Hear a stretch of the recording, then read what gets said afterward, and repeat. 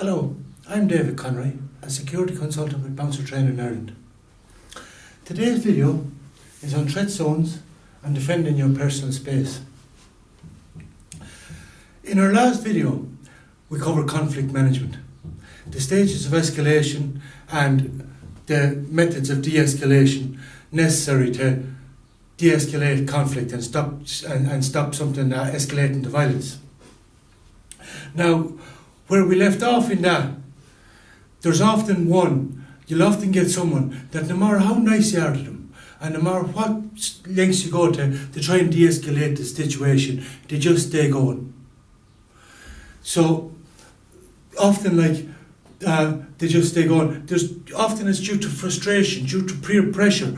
The peer pressure, their mates are with them and their mates are going, oh, go on, push them. And they push one up as the hero. You might get a stag party and they push one lad up as the front to intimidate you. And very much it's the next stage of escalation to violence after where I left off the last time. And often what this involves is to try and intimidate you. Sort of like something you'd often see like on nature programs.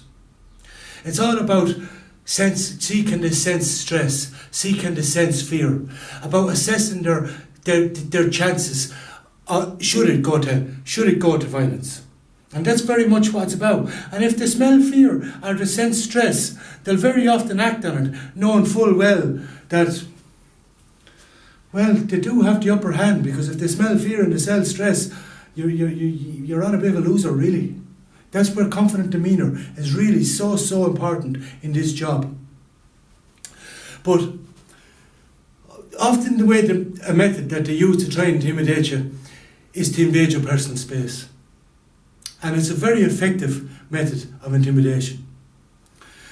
There's a defined distance in which we are comfortable with an unfamiliar face passing a certain point, a comfort zone.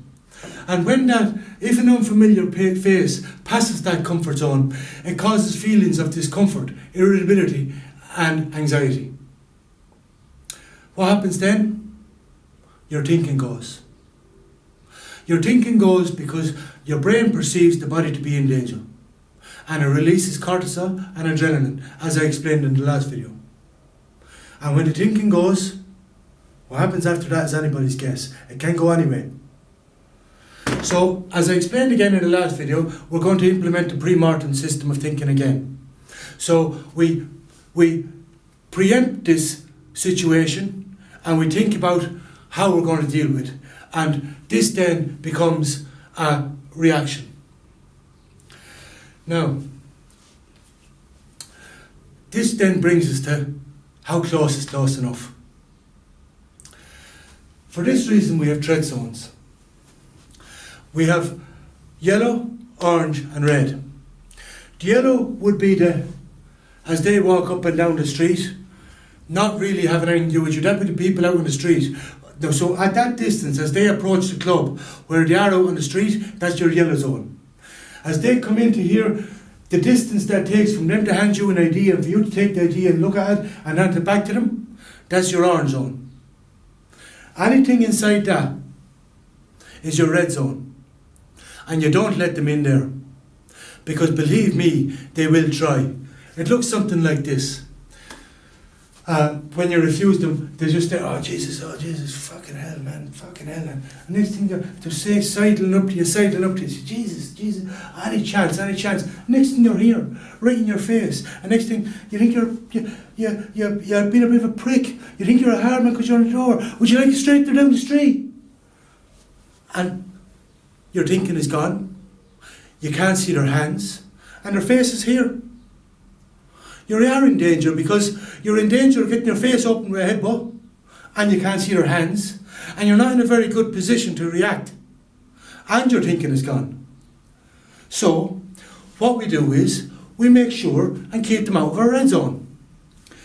How that's going to work is you stop them and say, sorry lads, you won't be able to come in tonight. And then it goes which way it goes, and you say, you can try down the road. As I say, at the first sign of conflict, start talking with the hands. Now they're where you want them.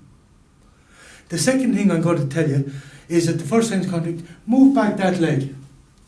Now don't make it obvious, but just put that leg back. Now you're grounded. If you're rushed, this allows you, if you're rushed, it allows you to support to withstand the rush. It allows you to move forward. You're in a position to deal with violence should it escalate to this. As they come in, with using the back of your hand, if necessary, you have to push them back a little bit. I'm sorry, but I have to ask you to step back. Can I ask you to step back there a little, please? Now, they might be a bit surprised at this. If they're ready to go, touching them like that with the back of the hand, even that is going to, sorry, I have to ask you to step back. And that touch is going to ignite a fight, if you like. It can go like this. Get your fucking hands off me. It can go like this. It can go from there. But at least they're out there. You can see their hands and they're not in here. You can't afford to let them in here. And this is something that I have seen bouncers even come to me, and all our training is done through scenario and role play. And bouncers who are bouncing 5-6 years when we're doing the scenario and the role play, 3-4 times I was being let in. I was being let into here. This is bouncers who are I'm going to hold my hands up on this. For the first 3 years, maybe the first 3 years I was bouncing, this used to happen to me all the time. And did I feel this discomfort, this irritability, this anxiety? Yes, I did. And I'd stand there and I'd stonewall it, trying not to show any fear, trying not to show any anxiety, and I'd stonewall it. And then when you're waiting for it all to kick off, but you're in danger, you're not in a good position to deal with it if it kicks off. And you're waiting for it all, and you're not in a good position, but then, as I say, you're waiting for it to kick off, but then when it was gone and it might be gone down the street, you said, whew. And you know you're after getting away with murder. And you might even justify it to yourself sometimes. I used to justify it to myself. I used to say, they can have the first one. They better make it count. But yes, if they do make it count, you're in big trouble. It's all, after the first one, it could be all over. But I was very thankful that it was at someone else's expense that I learned a lesson. I was working with a lad one night and I seen him being left out over a sandwich board with a header in the face. And I said to myself, by Jesus, I may change my way of working. And yet this is why I believe training is so important. 3 years I worked like this. And this is why I say training is so important. You have to be able to say to them, I'm sorry, I have to ask you to step back. And if they come in again, say, again, a little more assertive, I have to ask you to step back here. And if they come in a third time, that'd be their last warning as far as I'm concerned. I'll say, don't step in there again. If he comes to push in again a third time, I see it as a threat to my safety and I'm going to take him down. Why? Because my safety's first. That's the reason. My safety's first. And that's very, very important. Now this may seem like a very simple video, but believe me, this little skill is so important in bouncing. And if you think about it, I don't know how many of you are utilising this, but that's a really, really important skill to have.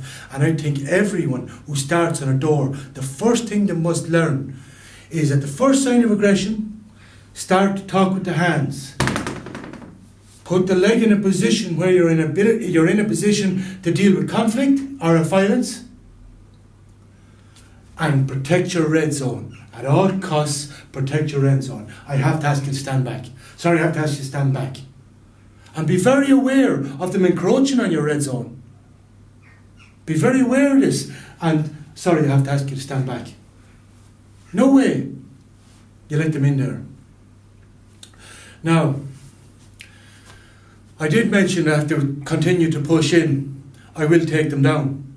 Which brings us to what's going to be our next video, which is going to be how much force and proper use of force. And for this we use a use of force continuum. But that will be our next video, is how much force and what can be deemed as reasonable force. I will explain the concept of reasonable force and I will explain the use of force continuum. And that will be our next video. Thank you very much.